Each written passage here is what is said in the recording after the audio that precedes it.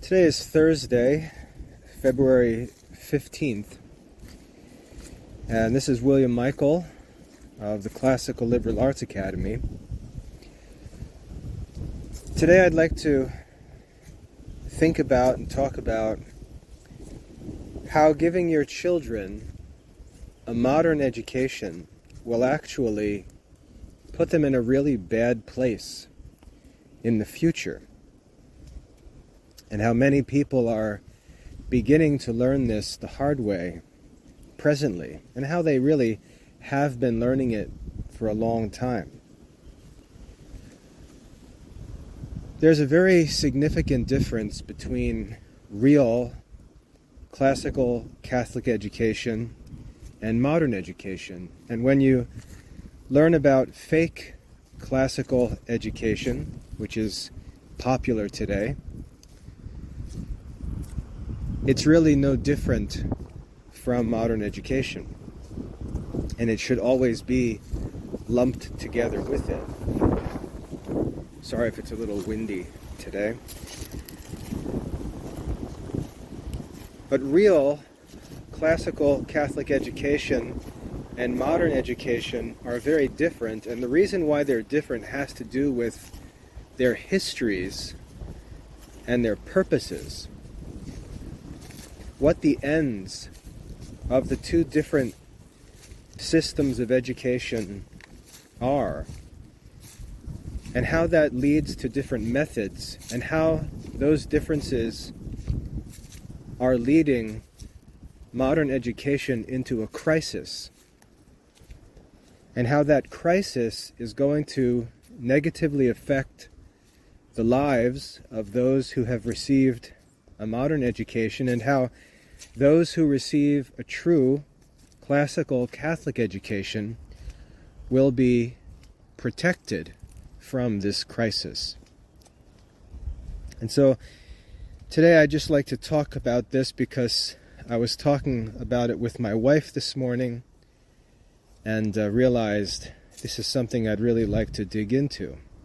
I think as parents it'll be very helpful and reassuring as you make your educational decisions, not only for your children, but for yourself also, because you're as obligated to study as they are. Just because you're an adult doesn't mean you're allowed to be ignorant.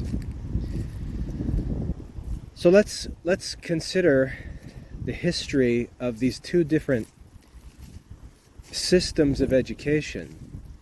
Think about their ends, and then we'll talk about the crisis that's developing and how it exposes one of these systems of education as a fraud. In the ancient world, really from the beginning of human history, education was very rare.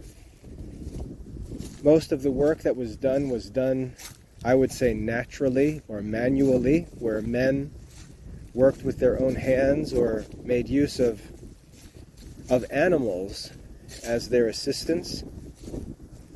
And this really continued from the beginning of time through the modern period of history, even into the time of the world wars.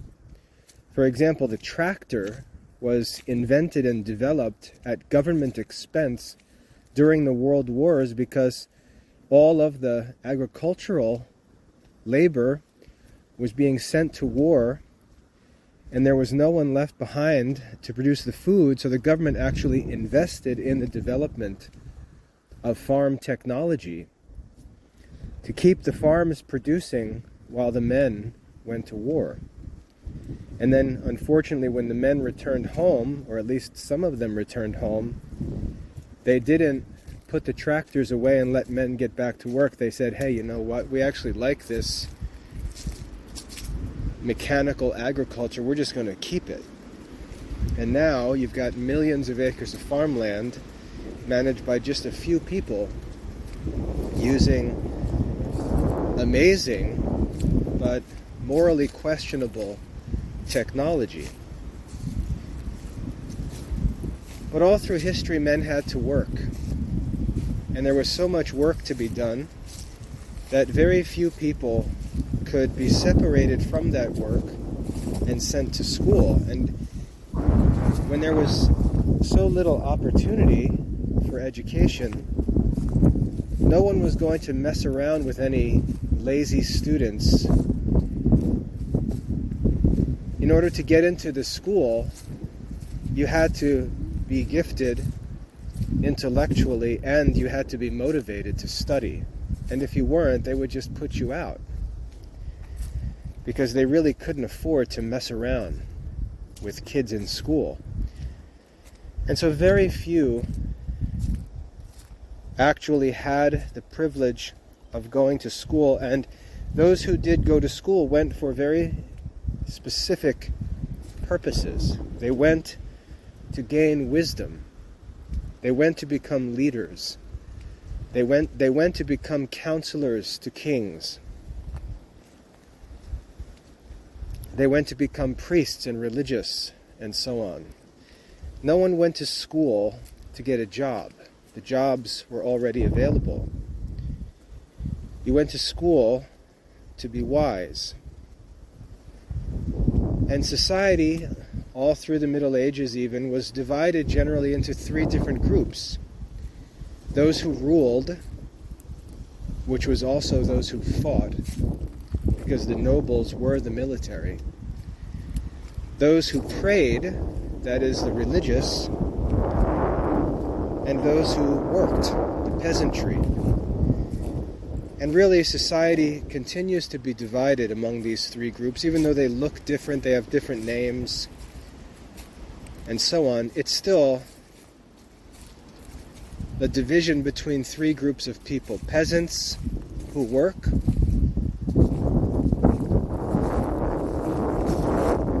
nobles who fight, and religious men, contemplative men, philosophical men who pray. Society will always be divided into these three groups, even though, as I said, they may dress different, they may look different, they may be given different names.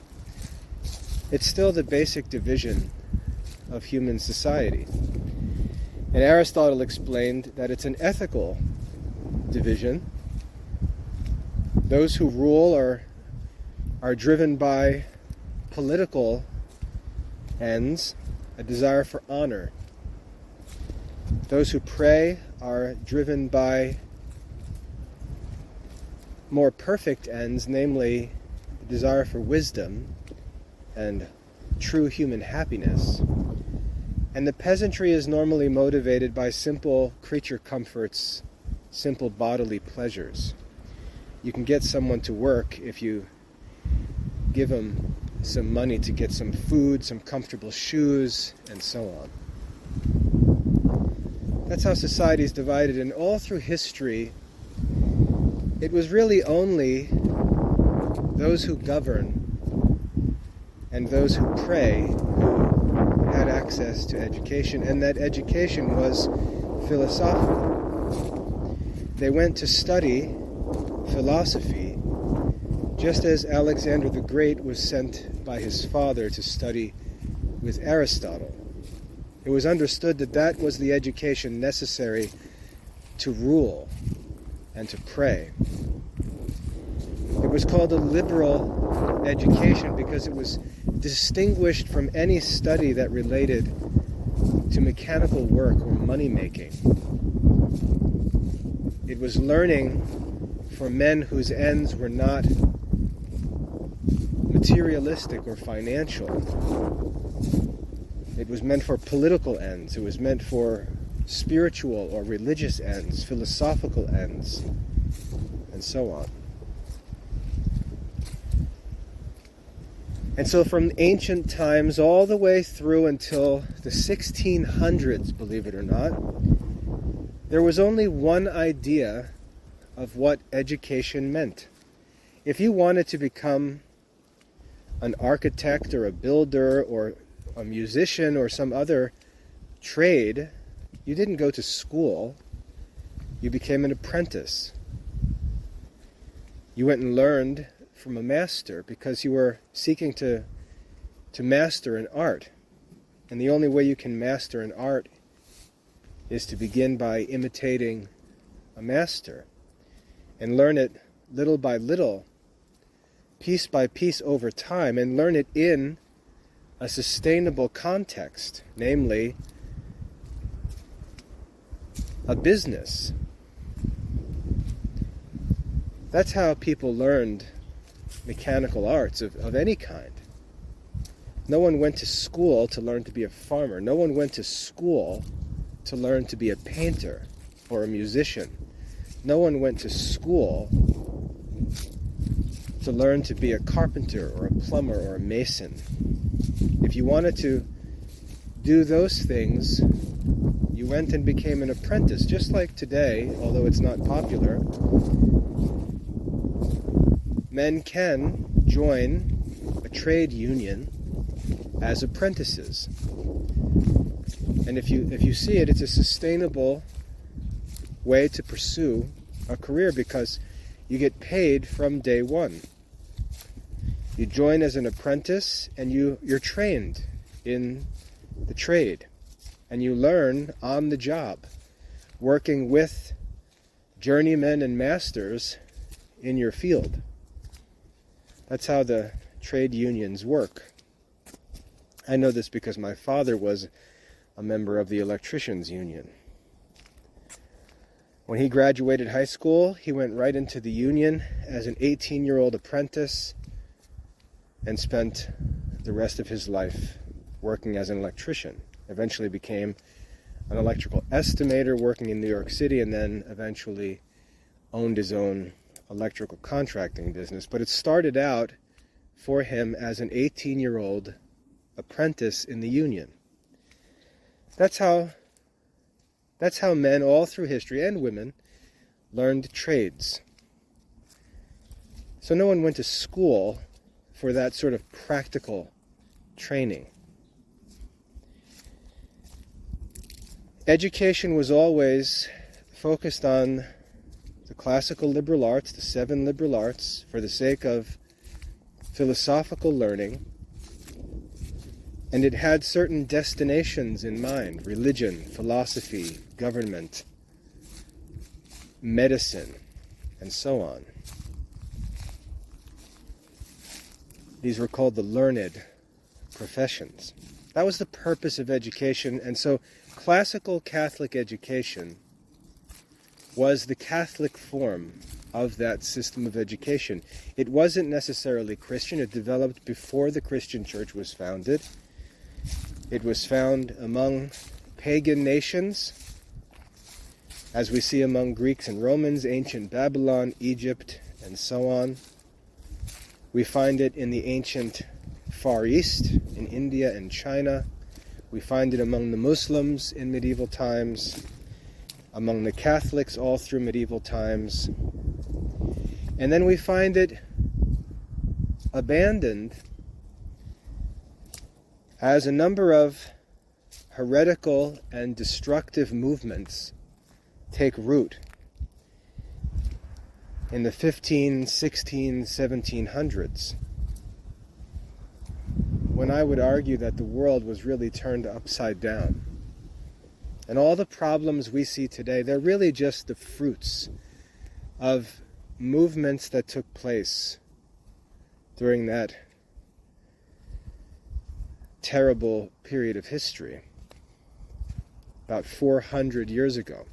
So first of all, we have the scientific revolution, so-called, led by Francis Bacon, and I talk about this all the time, where Francis Bacon basically rejects the entire history of philosophy and religious authority and says we've got to basically learn everything all over from scratch by means of scientific experimentation alone. And this is the founding of the scientific method.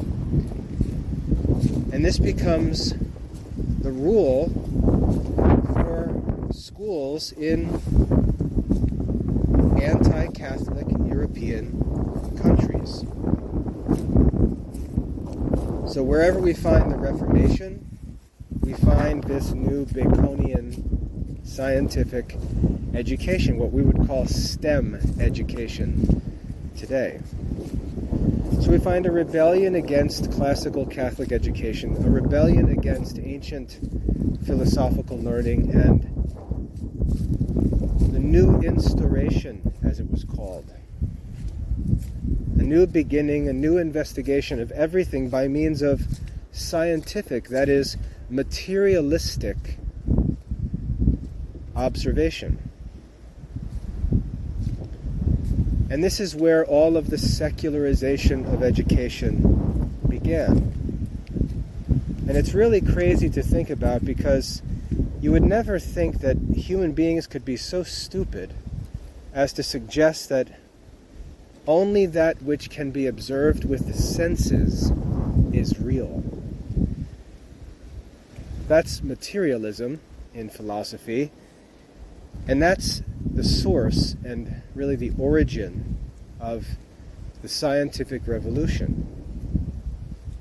And so education all of a sudden became concerned with the study of nature by means of the senses, not by means of philosophy, not by means of divine revelation, but entirely based on observation, by experiments. And that's why if you look at a modern school, you see it organized around the science lab. Like, these kids are going to learn the truth about the world by observation, which is just a ridiculous joke.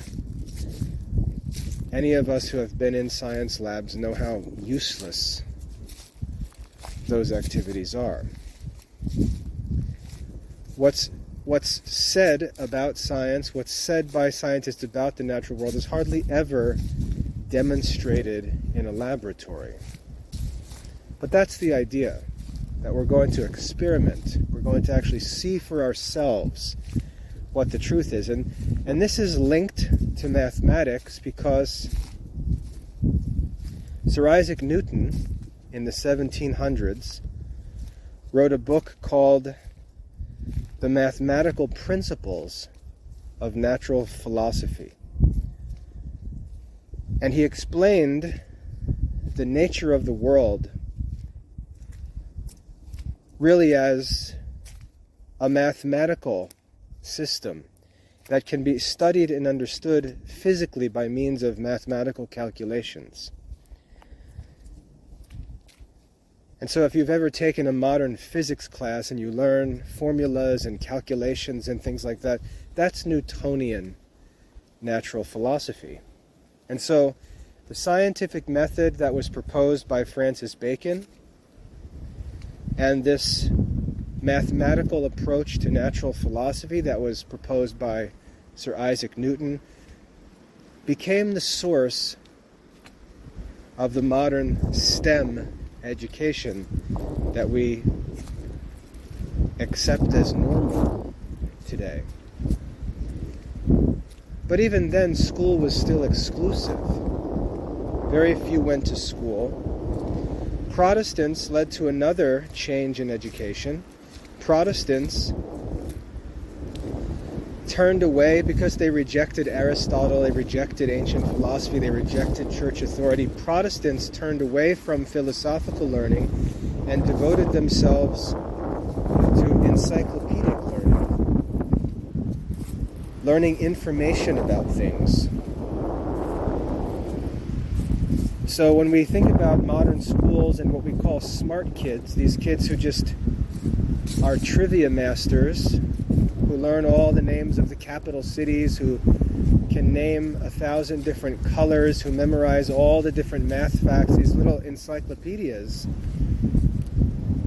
that idea of being smart is an idea that developed as a result of Protestant education.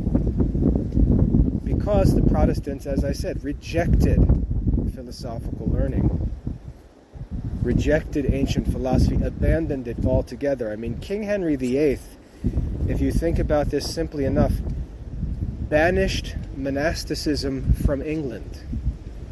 So imagine all of the learning and the culture of monastic life and monastic communities all through the Middle Ages. The Protestants effectively banished that from their world, from their society.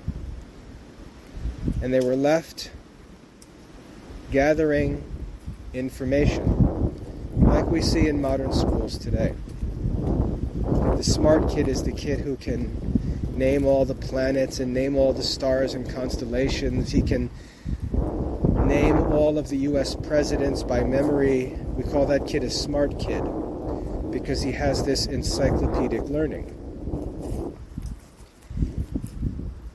We talk about the genius, the smart kid, because he can do all of these complex calculations in mathematics when he's 7 years old.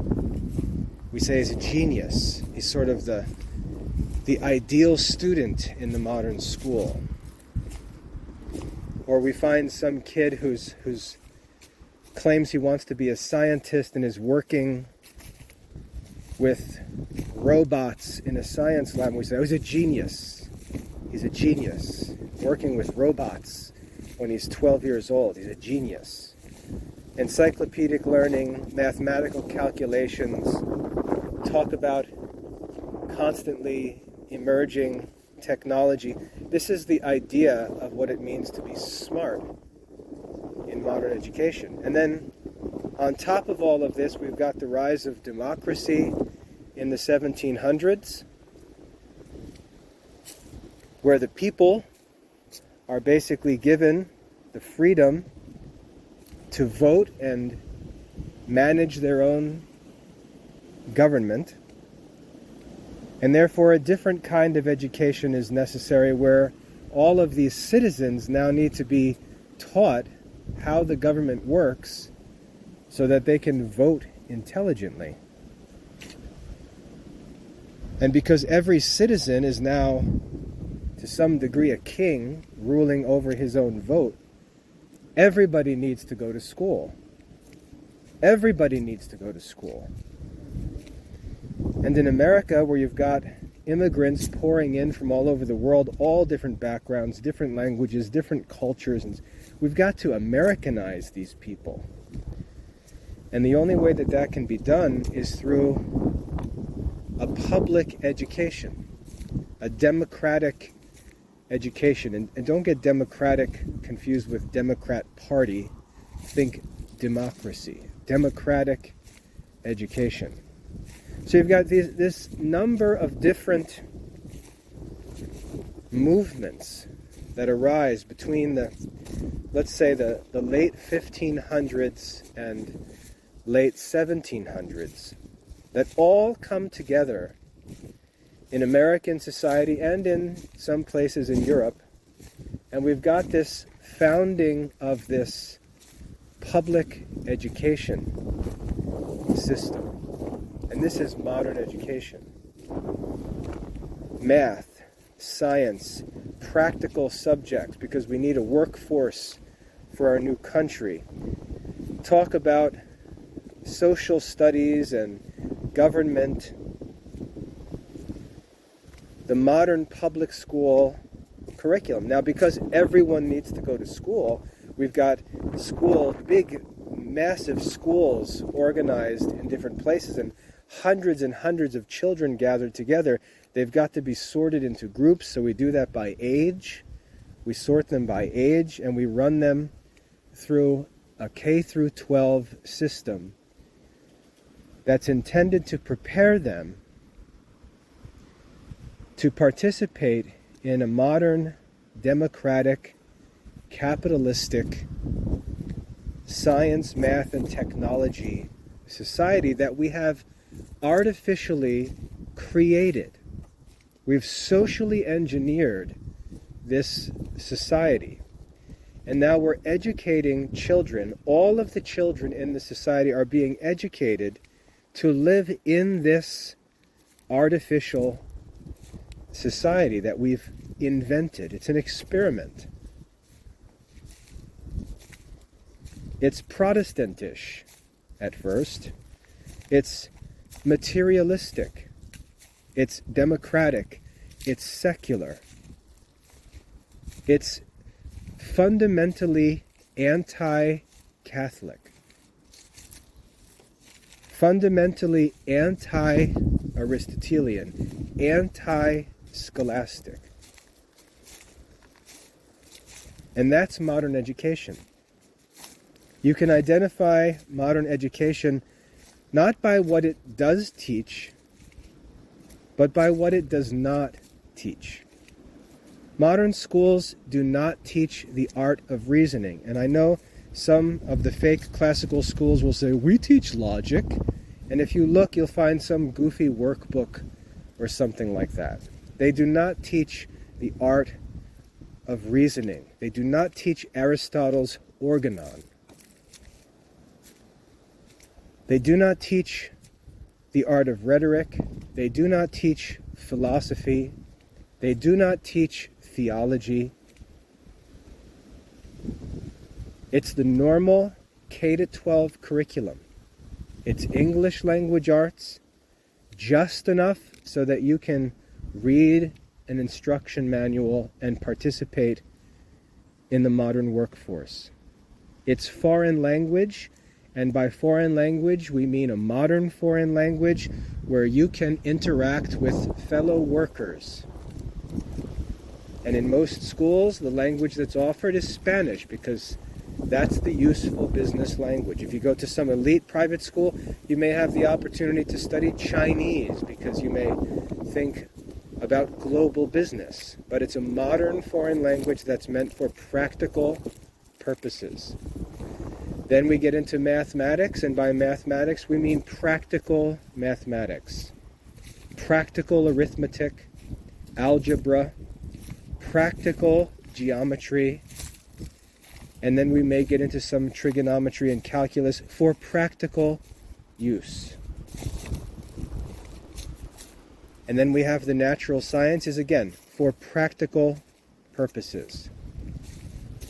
And we don't have history, we have social studies, because we're raising democratic citizens.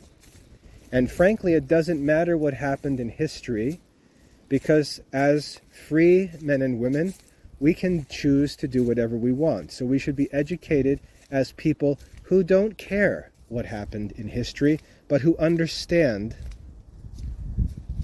our rights in a democratic society, rights to do whatever we want.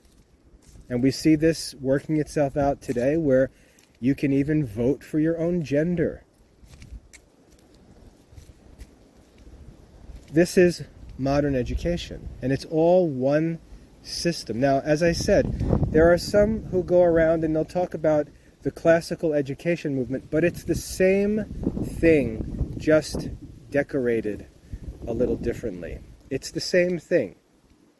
It will be a K-12 school. It will be talking about science and practical mathematics. It will not teach the classical liberal arts. It will not teach classical grammar, will not teach Aristotle's organon, will not teach Aristotelian rhetoric. It will not teach the quadrivium, the four mathematical arts. It will not teach Aristotelian philosophy. It will not teach scholastic theology. It will simply be a modern curriculum with those same 5 subjects, with some other stuff sprinkled on top. Maybe some literature, maybe some history classes. Maybe we'll decorate the school with images of saints, or we'll decorate with images of Greek and Roman people who have, by the way, nothing to do with anything that school does. They didn't study that curriculum. They didn't attend a school like that. They didn't organize schools like that. But we'll use these images just to dupe the ignorant people looking for something different, who don't actually understand what the problem is. And this is the fake classical education movement. One of the most embarrassing things that I think has ever developed in Christian history. Painfully embarrassing to watch Christian people sign up for this, never asking for any historical evidence that anything that these con men say is actually true, just mindlessly signing up and telling themselves that they're doing something different when it's the same exact modern system.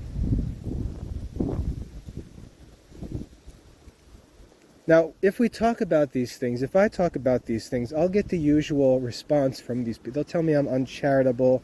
They'll tell me I'm just being divisive, and so as if there's no actual difference, as if there's no actual philosophical or historical or practical difference between these two systems of education, as if there's no such thing as a scientific revolution, as if there's no real thing as the Protestant schism, as if there's no such thing as the founding of democratic education in the late 1800s. We'll just pretend that none of those movements ever existed, and that there is no real difference. And therefore, if I say, well, actually there is a real difference, they'll say, oh, you're just divisive. You're just uncharitable. Okay. The problem, however, with this craziness, because that's what it is, it's craziness. The problem is that we can prove what I'm saying is true. And I do not need to prove it. It is going to be proven by the crisis that's developing. It's going to be proven. In fact, it has been proven for decades already. But we've all been trained to ignore it. And we've all watched, and some have participated in the attempt to hide it from students and parents. The crisis that has been developing is evident to everyone. But those who are employed, those who make profit off of this modern system of education, are working to conceal this crisis from students and parents who have no idea what's going on. And it's such a mind-bending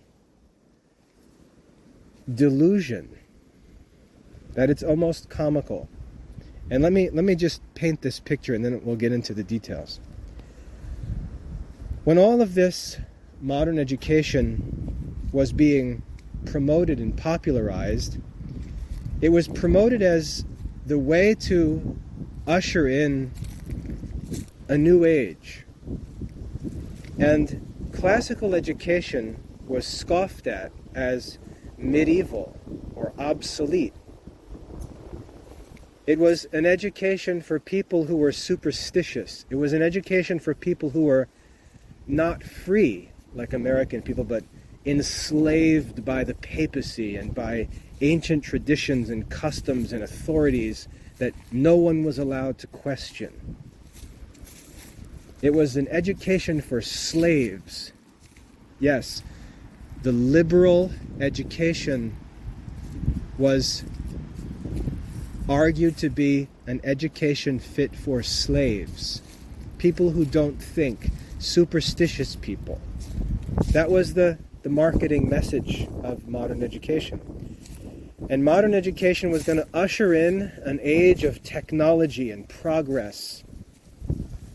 Science was going to eliminate all of the problems that troubled the ignorant, oppressed past. The problem with that message is that it actually turned out to be true. The problem with modern education is that it succeeded in its mission. Modern education has truly led to many developments, many breakthroughs in technology. There's no denying that. I've got a watch on my wrist, very high-tech, a Garmin watch. It tracks my heartbeat. It measures the oxygen levels in my blood. It tracks my stress level, tells the time, can communicate with the equipment that I use for exercise can track my location with GPS, you'd be crazy to say that the technology hasn't advanced incredibly. I'm recording right now on a wireless smartphone. The technology is incredible. I love the technology. But here's the problem. Here's the problem. The same modern educational system that has produced this technology is going to be destroyed by this technology. And this is the paradox of this whole thing. This is the irony of modern education. Modern education has abandoned philosophical study. It's abandoned the study of the classical liberal arts. It's abandoned the traditional ends of education and has become entirely practical. And it has led to the development of all kinds of technology, and all the technology is equipment that improves practical convenience. Technology is not necessary. It's simply convenient. There's nothing necessary about technology. It's great because it's convenient. But it's not necessary.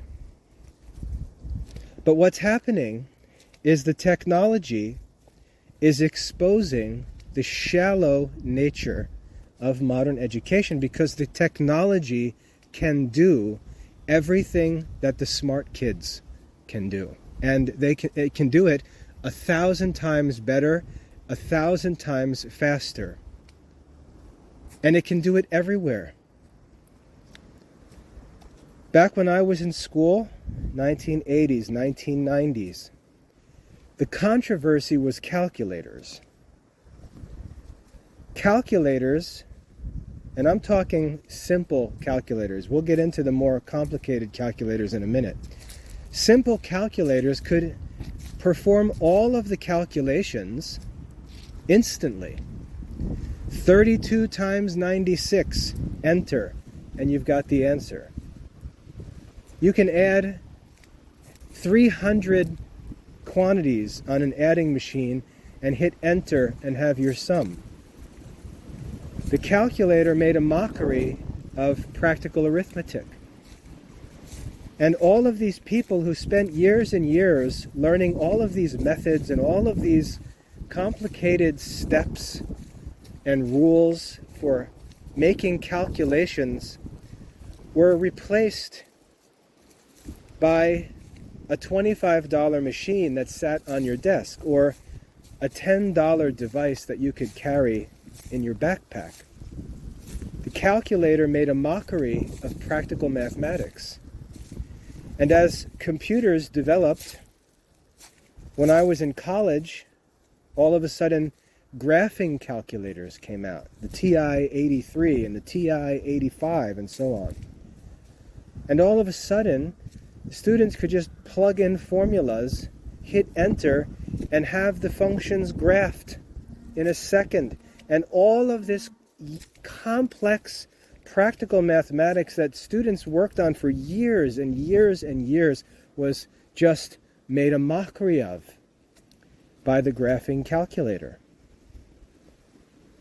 And so the teachers who made a living teaching all of these rules and methods and steps and procedures, all of a sudden, they were faced with this dilemma. What the heck are we supposed to do if our students can just go to the store, spend $100 for a TI-82 calculator, and do all of this stuff by simply following the instruction manual that comes with the calculator? And so teachers had to come up with all kinds of artificial rules, like you're not allowed to use calculators on this test. No calculators allowed. And look at this dilemma. The school, the modern educational system that marketed itself as the champion of technology, is oppressing the use or suppressing the use of that technology. What a dilemma. What irony. The big-mouth, arrogant math teacher who mocks medieval education, mocks authority in matters of theology and religion, calls people superstitious, accuses Christians of suppressing learning, is now refusing to allow his students to use calculators, refusing to allow them to use technology that's available. The technology for which he's being educated in this modern system. And so the calculator all of a sudden throws mathematical studies into chaos and threatens the employment of all of these people who have made a career of teaching something that can be done by a calculator in seconds.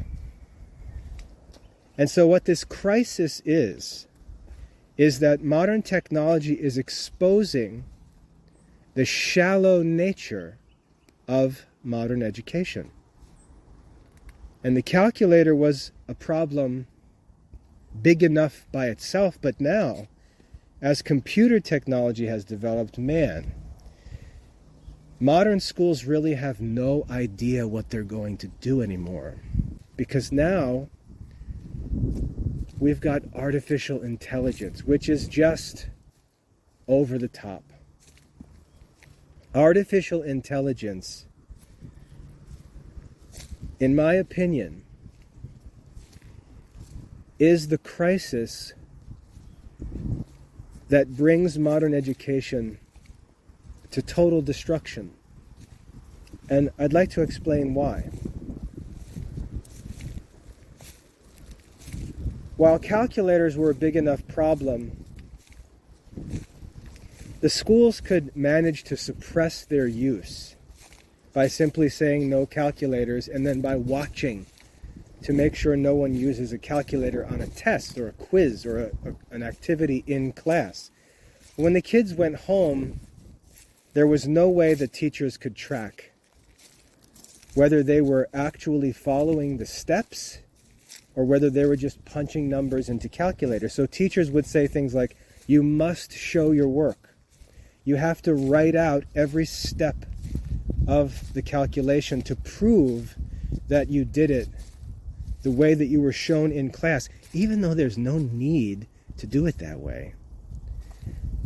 You had to do it the way that the teacher showed you how to do it, in writing, step by step, on paper. This extremely laborious method of solving a math problem, because the technology was said to be cheating. To enter the numbers into the calculator, hit enter, get the answer, and move on was said to be cheating, because apparently you have to learn the theory and the method, even though that's completely untrue. So the schools developed ways to control things by changing the rules for assignments and homework and so on.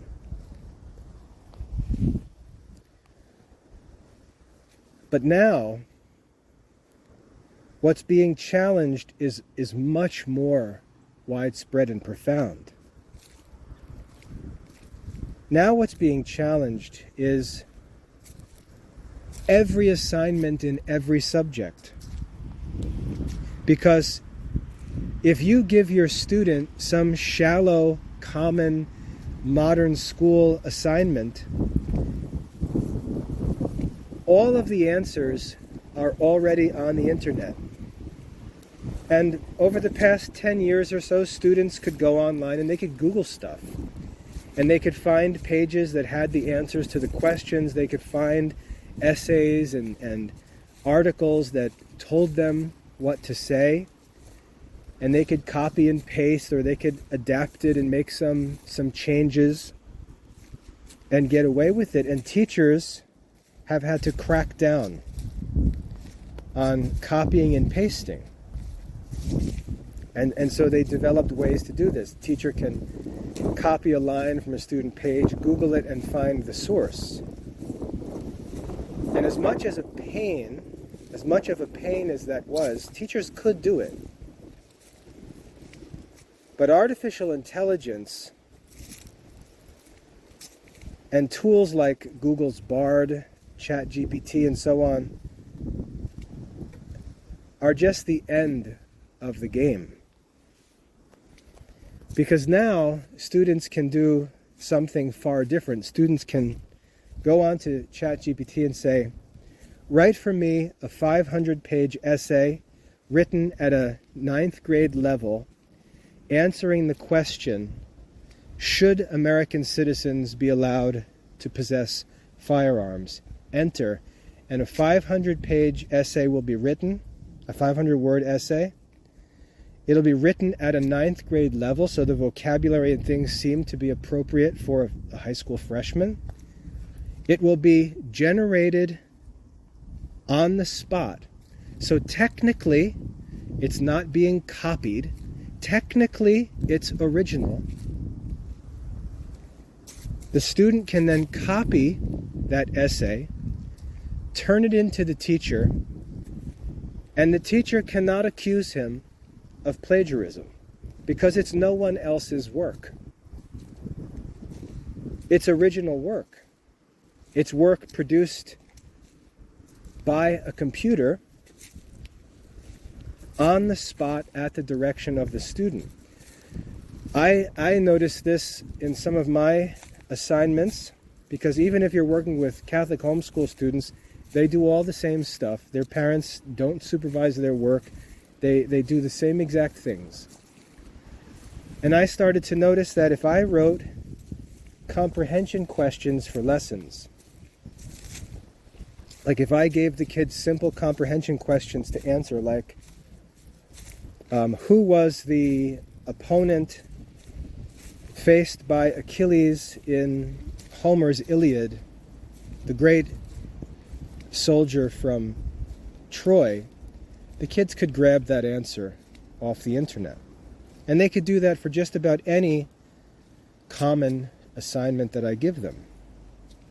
I could ask them to explain for me Plato's teaching on forms, and they'd hop onto the internet, and the only way that I could catch them is I would know that the answer that they gave me didn't come from the assigned reading. And now I could do that 24 hours a day. I could assign work for the students, let them go complete it by whatever means they choose, and then I could spend all of my time trying to figure out whether they actually read the text that they need to read because it's the master text. It's the work of Aristotle himself, or it's the work of St. Thomas himself, or it's the scriptures themselves. And I want the students to study the master text and actually learn the true teaching. Or if they're just hopping on the internet, pulling answers from anywhere, there's actually a moral and intellectual danger in just grabbing this information. There's no regard for whether it's true or not. And so what I've had to do in the Classical Liberal Arts Academy is say, you know what, I'm not going to ask those shallow questions anymore. Because in this generation, that shallow learning can no longer be trusted. And so what I have students do in the academy is I have them outline the readings. They have to prove to me through their outlines that they actually read the assigned passages. And there's no way to cheat on these assignments. They have to prove to me that they read the passage. They can't merely turn something in. They have to prove to me that they read the passage. If I ask them a question, they have to prove to me from the reading that their answer is true.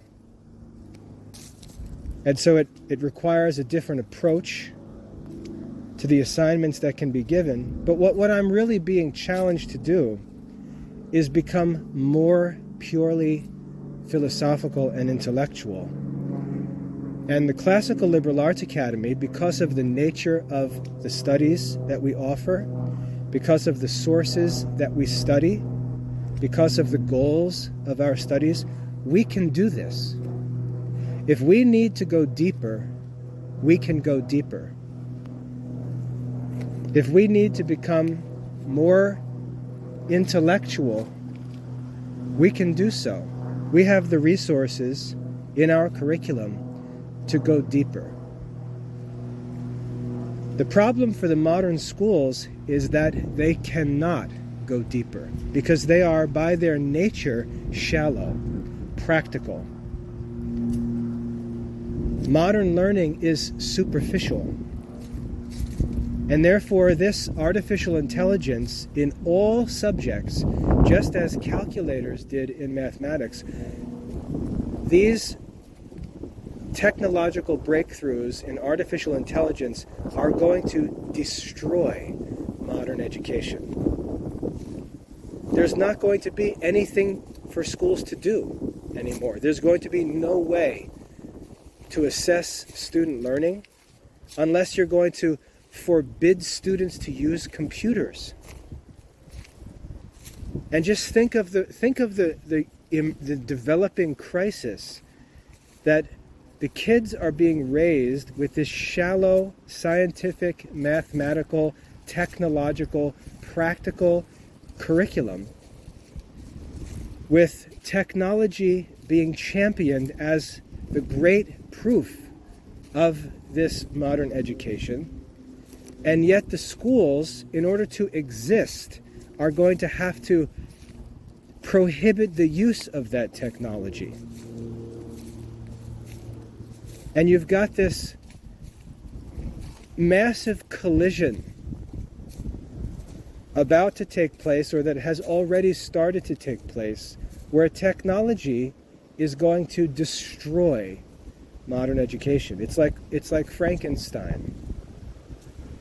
And it's going to destroy modern education in the same way that the technology I talked about before in agriculture destroyed agricultural society.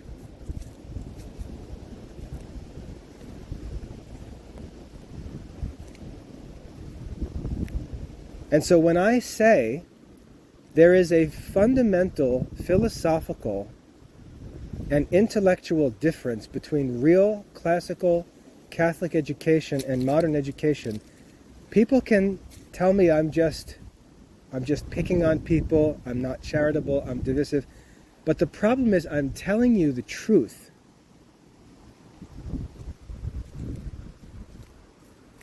How many people, now let's think about the consequences. How many people went to school in the 1960s, 1970s, 1980s, and said, you know what? I want to focus on business education. I'm going to learn how to type. I'm going to learn computer programming. I'm going to learn secretarial work. I'm going to learn how to do this or that. Only to find, in the middle of their career, the rug pulled out from under them by technology. People left unemployed with skills that are obsolete because they can be done by machines or by software programs. The Classical Liberal Arts Academy is about to be accredited, though it has only 2 staff members. And as we walked through this with the accreditation evaluators, we explained that we use technology to replace all of these expensive, complicated systems and all of this personnel that's needed, all of this overhead. We can avoid all of that by the prudent use of available technology. And we do this in every area of the Academy's operation. I have a digital phone answering service. I don't have a secretary. I have a help center where I can answer questions that I know are going to be asked and make them accessible to parents and students when they ask them. I don't have to have a bunch of numbskulls sitting at computers doing customer support work, just reading answers or copying and pasting answers manually from help desk or from training manuals. All of these mindless jobs that were necessary 30 years ago are obsolete. And people who can actually address the real needs and problems can use technology to do so efficiently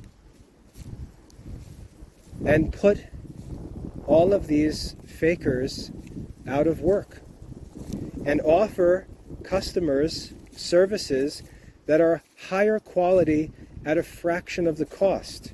And what will happen? They'll get criticized, like Amazon is criticized.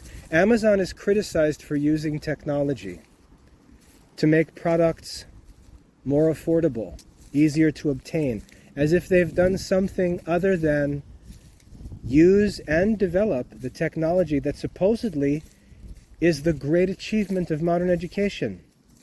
Those who actually use modern education to actually develop and use technology are now called unjust, oppressive criminals who are destroying society. So which is it? Which is it? Is technology actually good and the means of justifying modern education? Or is technology bad, which, if you take that position, also condemns modern education? Either way, modern education is being condemned. And so you're led to this reduction to absurdity as an argument to prove that modern education is false. Now, what's going to happen, what I have watched happen as I've run the Classical Liberal Arts Academy for the last 15 years, and what I continue to watch is parents who will not listen. Parents who are struggling themselves to make a living because they had a modern education, and in their craziness, and you can say this is uncharitable, I don't care because it's the truth. And your concern for charitable falsehood is getting you in trouble, and it's going to negatively affect your kids if you don't wake up. Parents whose lives are filled with difficulty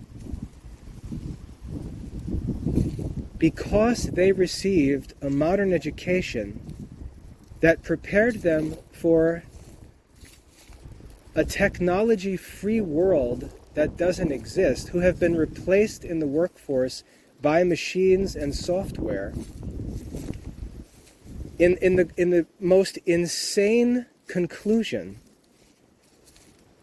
Imagine that what their children need to succeed is actually more modern education. So their idea of homeschooling or sending their kids to a private school is to actually help their kids to get more modern education than they got, as if having more of this problem is going to cure the problem.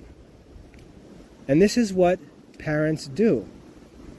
Parents will come into the quote-unquote Classical Liberal Arts Academy, and they will see an entire explanation of the curriculum, of the history of the program, of the differences between modern and classical education, and a full set of course recommendations based on ages and grades, even though none of that matters. Just for the sake of communication, I explain where every student should focus and start to receive a classical Catholic education, and almost every parent will read all of that ignore it, sign their kids up in all the modern classes, which are just intended to be enrichment, and sit there with these kids studying modern arithmetic, English reading, English grammar, modern sciences, even elementary sciences, while they completely ignore the classical liberal arts and philosophy and theology. That's how crazy this spirit is.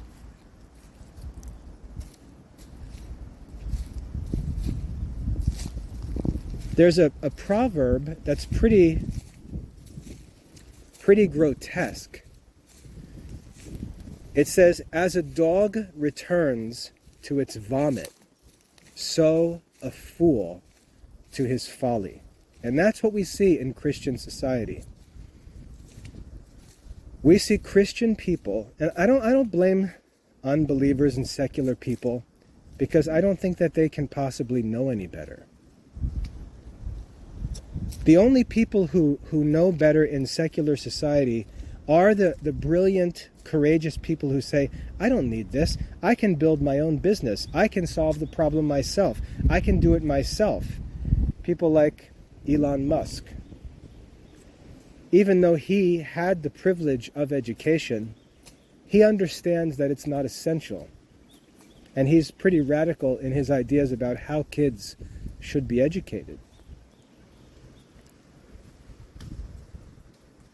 But I don't criticize unbelievers who are born into a materialistic, secular world where there's no tradition, nothing to look back to. Just it's such a dark and empty, agnostic existence. But when I look to Christian people, I can't comprehend how they can fall for all of these errors. How they can go on with such invincible arrogance to scoff at and mock the system of education that raised the saints. The system of education that the saints actually worked for and taught. They can scoff at it and mock it while they still, in some mental gymnastics, try to encourage their kids to admire and love those same saints who they scoff at, whose advice and wisdom they reject, and somehow imagine that they're friends with those saints. And then give their children a modern education that has no place in church history, has never produced any good fruits in Christian society, has led to a vocations crisis where seminaries are empty, no one is interested in religious life, there are hardly any priests, some parishes don't even have priests. The priests who do exist can't possibly provide pastoral care that their parishes need because they simply can't physically handle the work. There's just not enough time. And despite all of these red flags all over the place, and we're not talking subtle things. We're not talking, well, SAT scores used to be high. We're not talking some silly, shallow, modern nonsense like that. We're talking about fundamental ends of Christian education completely in ruins. And Christians standing in the midst of those ruins, showing them off and bragging about them while they scoff at the educational system that was developed and delivered to them by all of the saints and wise men in history. They'll call their school St. Thomas Aquinas Academy, St. Thomas Aquinas College. And then if you look at the school curriculum, that it has nothing to do with anything that St. Thomas Aquinas ever studied or taught. Why then, if you despise the education and teaching of Thomas Aquinas, would you name your school after him? And the answer is, it's just a con man business. It's marketing. And the Catholics are both so ignorant and so arrogant that they are more concerned with gaining the favor of the school administrators than actually asking whether what the school is doing makes any sense. And there's just no way to stop them. No way to stop them. But what's happening, the reason why I don't stress about this or try to change it other than just continuing to work on the Classical Liberal Arts Academy is because technology is going to destroy these schools eventually, render them completely useless. So I don't need to fight against an opponent who's already suffering fatal injuries. But what really upsets me, what actually makes me angry in a not an emotional way, but just in an intellectual way, is that these parents, through their ignorance and arrogance, are basically giving their children an education that is going to leave them helpless in modern society. And these parents are doing it for their own social benefits. They're doing it for their own ease. They're doing it for their own convenience. They may do it because it's cheaper. And they're saving money because they don't want to work. Because for them, having received modern education themselves, making money is actually really difficult. Because all of their skills are hard to sell to a society that can just buy a machine to do the same thing. So you've got all of these dilemmas built into the lives of these modern Catholics. And when the solution is explained to them, they scoff at it. It's just crazy. When historical evidence is provided, they just ignore it. They're going to go down with this ship. They're content to give their kids the same failing modern education and call it classical education. That's how shallow they are. That's how shallow the education is, and that's why technology is going to destroy it. That's the crisis. Modern education, whether you call it public schooling, whether you call it K-12 Catholic schooling or parochial schooling, whether you call it classical education, if it's not real classical Catholic education, it's like one giant train made of a bunch of different cars with all different names, all running down the same track, heading off a cliff. And these parents, well, first of all, these goofy academics are just creating more of these schools. It's like they're attaching more cars to this train, and they paint it different, and they give it a different name, and they advertise and promote it, and all of these dopey parents, here they come, all their kids in tow, signing them all up, getting them all on the train. No questions asked, no evidence requested. Where do I sign up? Where do I give my tuition money? Where do we get our school uniform? Onto the train. Onto the train.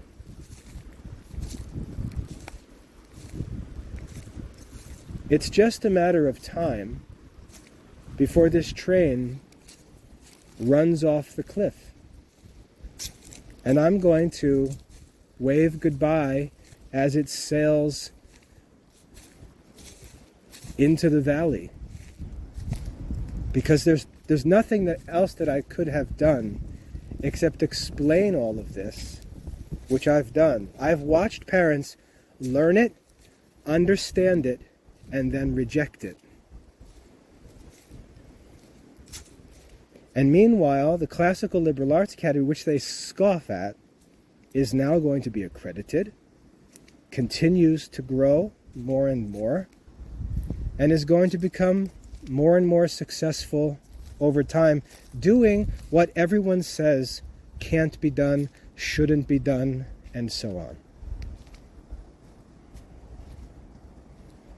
So I don't need to fight this fight, because the fight's already going to solve itself, because technology is going to fight this fight for me and throw this train right off the cliff into the valley where it belongs. Now, in the Classical Liberal Arts Academy, I can embrace this technology because it doesn't threaten anything that I do. I can tell my students, look, if you want to use ChatGPT to answer a question for you, you can do so. But here's the problem. You have to practice academic honesty. And so you're going to have to cite your source. And so you're going to have to cite the ChatGPT as your source if you use it. And the problem with that, the real problem, and this is where we get into the real issue that kids have to understand, is that the purpose of an assignment is twofold.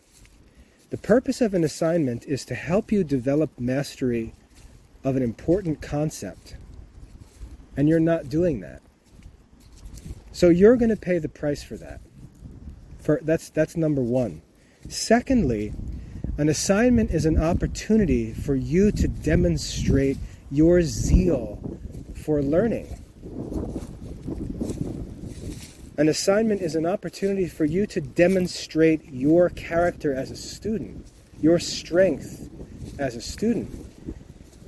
And you're going to submit an answer from ChatGPT to represent you as the kind of student you are. Hey, if that's what you want to do it. But you're going to pay for that. You're going to pay for that. And that's ultimately what students need to understand. You need to cite your sources. And your sources say a lot about your intellect. They say a lot about your character. They say a lot about the quality of student that you are. What kind of sources are you going to cite? When I write an essay, I cite Aristotle. I cite sacred scripture. I cite the Catechism. I cite Thomas Aquinas and St. Augustine. I may cite Plato or Seneca. People can look at my essay and look at my citations and say, man, this guy actually works from the sources. He's not just looking up a commentary or Googling something or reading an article someone wrote and just copying and pasting and citing. This guy is working from the sources. He's a real expert. And that's what students need to learn. Your citations should come from the authoritative sources. They should be direct. And all of this technology is not going to allow you to do that. It's helpful. And there's an appropriate time and place for it. I've used ChatGPT to write an article on a topic that's simple. Like someone will ask something like, what are the homeschool requirements for the state of Florida? Well, I can just run that through ChatGPT, copy and paste it into an article, and say, there's an explanation of state requirements in Florida for homeschooling. That's fine. That's where the technology is useful. But if someone asks me to explain my opinion on a controversial question, I have no interest in ChatGPT unless I just need some facts. So for example, when I'm studying and writing, I'll have my phone sitting on the desk next to me. And I'll be writing and I'll think of an example, or I'll think of an argument, and then I'll want to, let's say I want to quote someone. I want to quote the Muslim philosopher Avicenna. And I want to quote him, and I want to put his name down as the source of the quote, but I'd like to put the years of his life in parentheses, and I don't know them off the top of my head. I can just say, hey, you know what? When was Avicenna born? And it'll tell me in 3 seconds, and I keep typing. The technology is useful if we're doing the real work. But for those who are trying to avoid the real work, the technology is going to destroy them.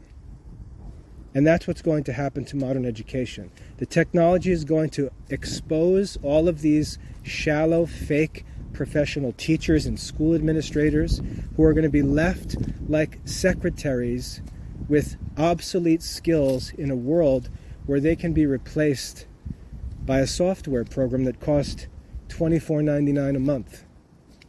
That's what's going to happen to modern schools, and that's what's going to happen to students in modern schools, and it's going to happen increasingly over the next generation or so.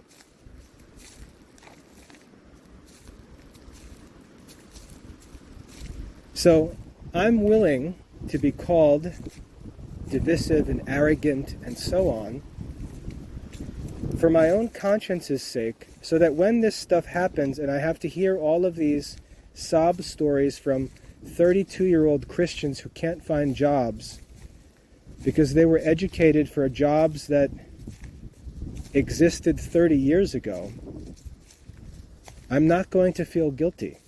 I'm just going to shake my head and get back to work. But this is the crisis that's developing in education, where this Frankenstein monster that they have foolishly created and have been working to create for 400 years is coming to life, and it's going to turn around and smash them to bits. And we're going to watch it happen. It's already happening in schools. Like I said, the calculator was a warning shot. But what's going to happen with online learning and with artificial intelligence, any school that's shallow, all of these public schools, these Catholic schools that just imitate the public schools, all of these fake classical education schools, they're all going to be exposed and made obsolete. And in the Classical Liberal Arts Academy, where our students at 13 years old are learning to study Aristotle and Thomas Aquinas, reading sacred scripture, they're not going to be affected at all. And if their parents can get out of their Amish fear of technology and learn that it's actually beneficial for real Catholic students, they're going to be in position to be the ones who get to use this technology. And I think that's what we should be looking forward to. So anyway, I hope that's helpful. That's what I see as a crisis that's coming for modern schools and for modern Catholic schools and fake classical schools. And I think we're just going to see the Classical Liberal Arts Academy plant its roots, connect with the accreditation agencies, and just continue to expand and develop. And that's where my focus is. Hope that's helpful. God bless.